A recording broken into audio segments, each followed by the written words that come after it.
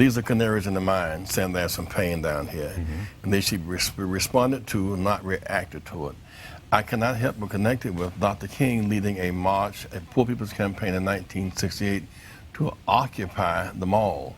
We were to come to the mall, a multiracial, multicultural group, and stay there at the point of being civil disobedience, to shift the focus from the war in Vietnam to the war on poverty. So the occupation movement started in 1968 after Dr. King was killed. So this really is an extension of Dr. King's action. He argued that deeply entrenched force required a radical, sacrificial action to make things happen. Right. What one sees here is a kind of radical, sacrificial, nonviolent, disciplined action, and it's going to make things happen.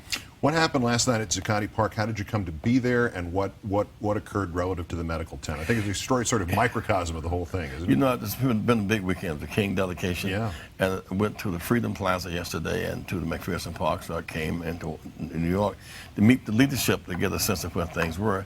And after I met the leadership, much of it, of the occupation Wall Street, I came to the park. And I saw this police gathering over near the medical tent. So I went to where the crowd was, and the people saw me and said, yes, yes, yes. So I went to where they were, and they were going to move the tent. Really unprovoked. So I joined and locked on. I was prepared to go to jail with the protesters at that point, and the police, they backed away, and everybody won. They need not have torn that tent down last night, and so I'm delighted we were able to make some small measure of a contribution. The fact is, the protesters are fighting for the police are losing their jobs. I mean, the protesters, the police should be joining the protesters because they're fighting for public sector workers' jobs. We met Rainbow Coalition members, some black ministers last week. They have a role in this because they're facing church foreclosures. The members are facing home foreclosures.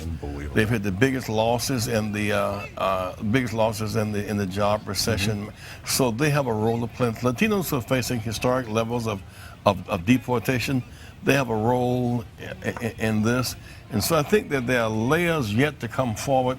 And if this matures into precise political action, like revive bank hearings to reassess the failing of banks, revive hearings on the insurance company, revive a plan for a job plan that corresponds with the nature of the problem.